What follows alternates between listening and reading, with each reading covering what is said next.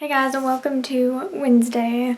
Today we were supposed to be watching a movie with Lucina, but then I don't think we are going to now, so who knows. But we're gonna go over to the apartment after we eat dinner. We'll go over there, and Chris has like a lot of editing and stuff to do, so he's gonna do that, and I'm going to read and organize and work on my bullet journal and just have fun because Chris works really hard and I'm a lazy bum. That's how things go. But tonight we're having clam chowder for dinner. I've never shown this on the vlog before, so I should open up the recipe.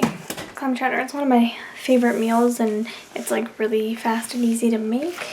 And it smells delicious and it looks delicious, and I can't wait to eat it. And then here's the recipe. So it's my mom's New England clam chowder. It's like really fast, and so I just put it together, and it's been in the crock pot since around 1, and now it's around 5:30, and it's like super thick and super creamy and gonna be delicious. Can't wait, you guys. I haven't put the pepper or salt in yet, so when Chris gets here I'm gonna do that because he's stopped eating at the store and getting me some fresh ground pepper because I prefer it. I don't like to eat pepper that isn't fresh because I don't think it tastes good, so he's doing that because he's amazing and the best ever. And then we're gonna eat, and I'm very excited.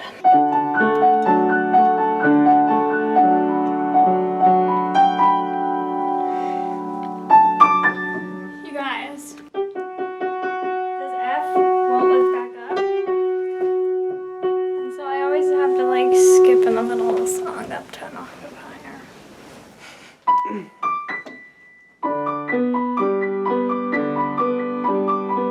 Just want to talk to you guys about a few things because we haven't really talked today.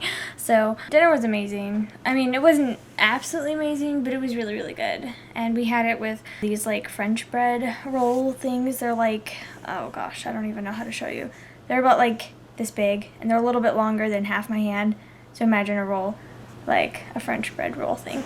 I don't know, I can't put the camera down. Anyway, we had it with the rolls, and it was good. I had to improvise a little bit. I didn't stick as much bacon in as I usually would just because she didn't have any and just stuff like that. But it was good, and I was proud of how it turned out, and it was a really good chowder. She ended up buying light cream instead of heavy cream, and I wasn't sure how well it would thicken, but it thickened pretty well, so I was pretty pleased with that. Chris was able to stop at the store and get pepper, and that made it taste so much better because fresh ground pepper is just so much better than not fresh pepper. So I finished listening to Ella of Redwall earlier today, and I was listening to it, and it was weird. Like, I think I was just more distracted while reading it this time because I didn't get as big of an emotional response as I have the other times. But Ella of Redwall was, I think, maybe the 4th Redwall book I ever read. It was like up there and one of the first ones that I read. It still like got an emotional response, but just not as much as it has in the past. And I'm wondering like if it's just the fact that I'm growing up and leaving the characters behind a little bit.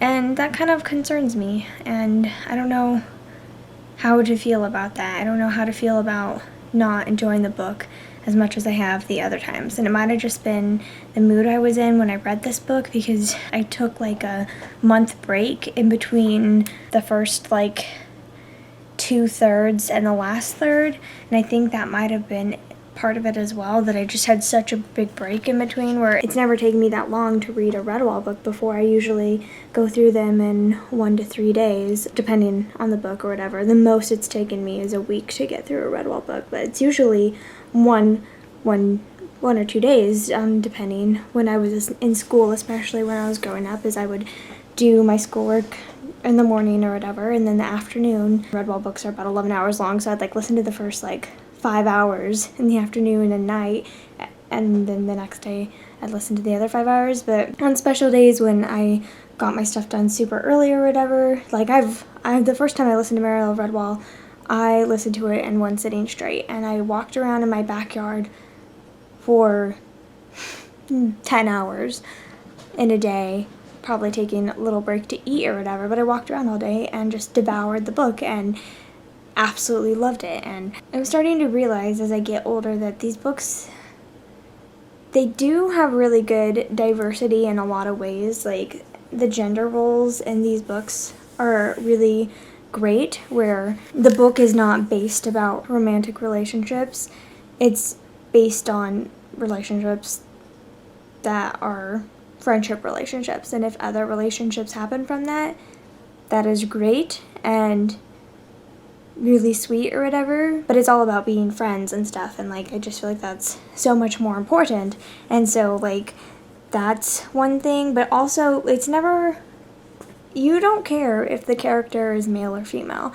Brian Jakes, it doesn't care if the character is male or female. So, like, I never even really thought about it because, like, I feel like it's split up pretty evenly about main characters being male or female. And I don't know, like, it's just, it's never really, he never really does the thing where it's like, girls can't do as much. Like, some of the girls, like, they're warriors way more than some of the guys because some of the guys like to stay home and not fight. And, like, these books are very about we are fighting to get peace back so that we can all live in harmony together. And I really like that he does that, where it's most of my favorite books by Brian Jakes are the books with strong female character leads, but I also love the books with strong male character leads. And I don't know, I feel like there's a lot of character growth that goes on in these books.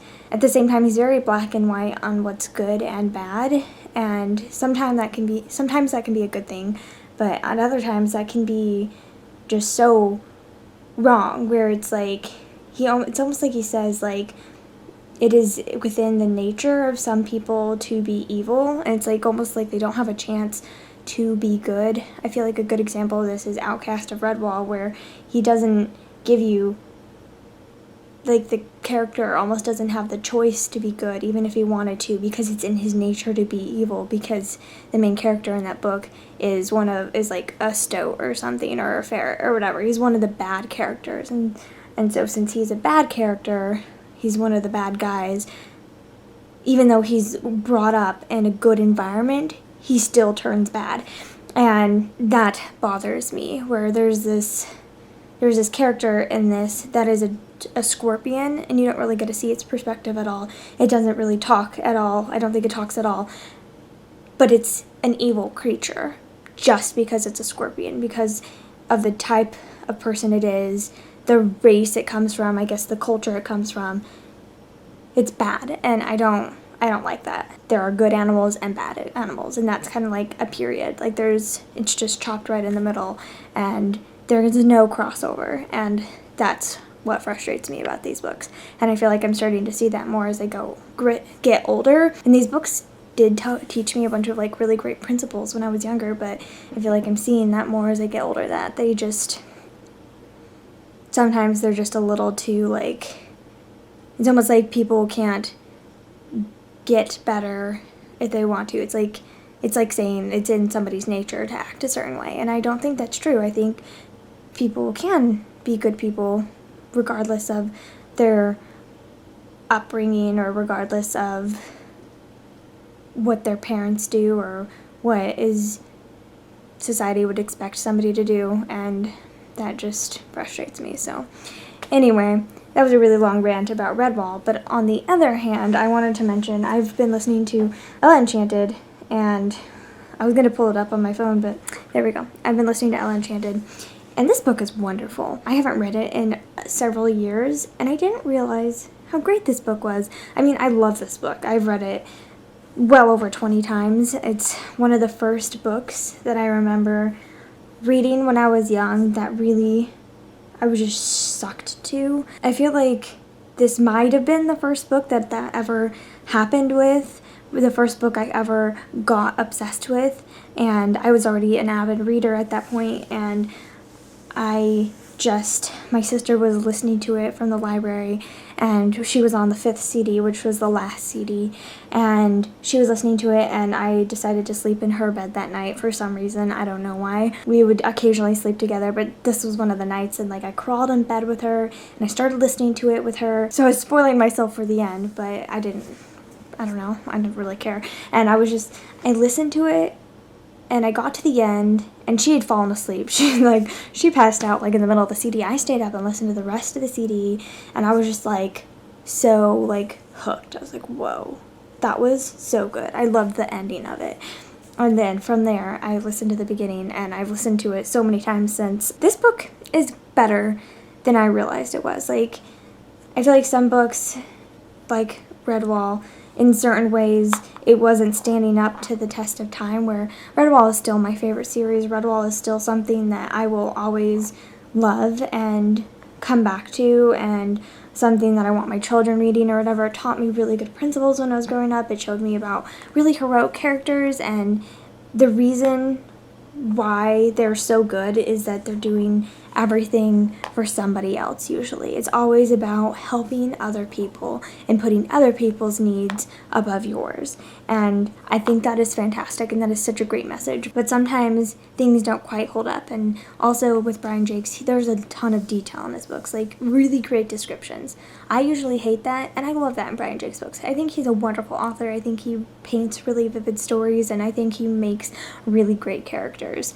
But on the other hand, Ella Enchanted, reading it now, when I haven't read it for a few years, I'm just astounded by how wonderful this story is, by how the character growth that happens in this little tiny short book is astounding, and it is so sweet and heartwarming. And it's like, instead of with most books or movies that we see nowadays that have a romantic relationship with it, it's like the character grows because of their relationship, rather than the relationship growing because of the character growing. And that's something that happens in Ella Enchanted. She grows as a person. Like, she only spends time with, I guess, the male lead, like, maybe 4 times by the time you're halfway through the book. Like, he's barely in there at all. Most of it's about her. And then through her becoming a better person and growing up and stuff, she starts to develop a relationship with this person. And, like, it is so sweet and so simple and just makes sense. Like, that's how relationships should be. They should be based on a friendship where you should be friends with the person, and then from there worry about a relationship, rather than just like, oh, you're attractive, I'm instantly like really attracted to you and like you, and then 5 weeks later I'm in love with you and this is like perfection and we're gonna date now. Like, I don't know, or even like 2 weeks later or whatever. Like, there's an issue with that sometimes. Sometimes that is okay. Sometimes that happens. Like, Chris's and my relationship happened really fast, but it's not always realistic that that happens. And again, Chris and my relationship is based off of friendship. I'm marrying my best friend, and that's the greatest thing in the world. He was by far a really good friend of mine before I even started considering him as somebody who I liked or whatever. And I know he did the same thing with me. So it's like, that friendship thing is so important and doesn't get explained a lot, even in some adult books, and that is so abnormal. Like, why is that a thing, where in this little children's book that is like 200 pages has the sweetest relationship, and it's really pure and innocent, and I feel like it's more realistic than a lot of the books that is getting written for teens now. And that's kind of scary as well. It's like that these are the expectations that we're setting for teenagers in our day and age, that you're gonna just meet somebody and instantly fall in love with them, and that you should meet someone and start dating them 2 weeks later. Like, I don't know. I mean, like, sometimes that is fine, but that shouldn't be the norm that we're setting. And I'm not wanting to bother Christopher with them too much because he's editing vlogs and I needed to get it out, so I'm just going to do it in the vlog, and then he'll see this later, and then I'll be able to show this to him. Plus, I'll probably talk to him about it in the car on the way home. But Ella Enchanted is a really great book. If you haven't read it, especially if you have children, I think it's a really great book for children, and it is so sweet and so wonderful. It's possibly my favorite standalone children's book. Possibly. It's definitely in my top 5 favorite children's book of all time. But it might be my favorite standalone children's book. If I could only read one children's book for the rest of my life, it might be Ella Enchanted. Over some of my other favorite children's book, like A Little Princess or Alice in Wonderland or whatever. Like, I might even choose this one because this book is so wonderful and so delightful and does things really well. And it makes me very happy. So anyway, I also wanted to quickly share that I also picked up The Life-Changing Magic of Tidying Up.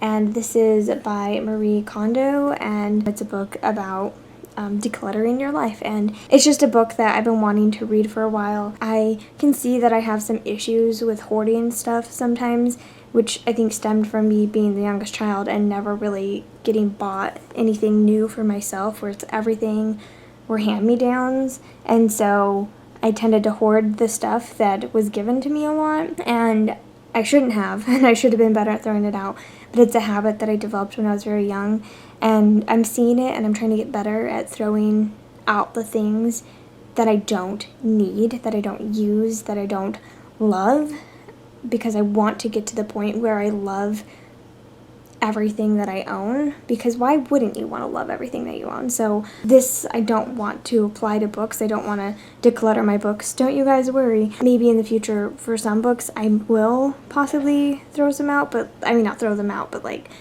donate them or give them away or whatever, but like it's not necessarily with books, it's more with other things in my life, just not holding on to stuff. I think this will be an interesting read, and ended up buying it rather than trying to get it from the library or something, because I really like marking books as I read them, because I feel like I get more out of them if they are self-help books. So that word kind of like bothers me a little bit, self-help. I'd rather call it like personal development or self-development books. But anyway, so I'm going to start reading this every morning, and I'm very excited, and I may make Chris read it or share sections with him if I find them particularly good. And I don't expect this book to change my life necessarily.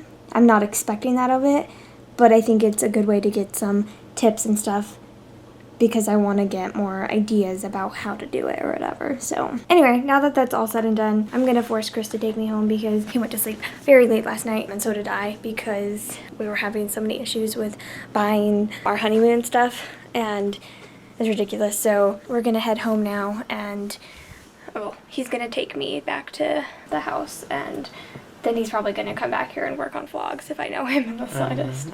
This is almost done. I want to export it and then upload all of them, and then I guess go to sleep, even though I didn't finish everything I want to get done tonight. I'm nice and behind on stuff that I want to get done. I don't know why I can't seem to finish the things that I want to get done. Kind of frustrating that I'm not able to do everything that I want to do, but whatever, I guess. I feel like a lot of it's my fault. And it's not your fault. Because I distract you a lot and stop you from getting the work done that you want to. That's silly. Often, like right now, where you could be editing and instead he's talking to me, but... You're not a distraction, and I don't feel that way, so... I just feel like Chris and I are both really bad about, like, realizing how long things are going to take to get done. And I feel like that's why Chris hasn't been accomplishing everything that he's been wanting to do lately, because he's just underestimating the time, and then he's beating himself up over not completing everything. And I'm just gonna say on the vlog that I think that's silly, and I think you're doing an amazing job, and you're getting done a lot every day, especially considering how much I try to talk to you while you're editing and stuff, how much I interrupt you and distract you. So you're doing good, okay? Don't beat yourself up. Okay. Okay. And I'm not helping by making really long vlog days talking about books. But I just have a lot to say, you guys. If you, I don't know, there's no point in making a discussion video on my channel now, but maybe at some point I'll make a video about how much I love Redwall and why. But maybe I'll read a few more Redwall books before then and see how well my favorites stand up to the test of times. Because I know that, like, Mossflower and stuff, I reread that a couple months ago, and that was just as amazing. Actually, it wasn't a few months ago. It was like a year ago or whatever, but, like, that stood up to the test of time 100%. Like, I loved it, and I went through it in like a day. So, like, it's not all books, but maybe it's just this one. So, I don't know. Anyway, you guys are awesome, and Chris is awesome for doing so much, and I love him very much for it. Thank you. Anyway, I think that's about it for today. Not very exciting, but very long anyway, so sorry. Anyway, that's it for today. We'll see you tomorrow. See ya.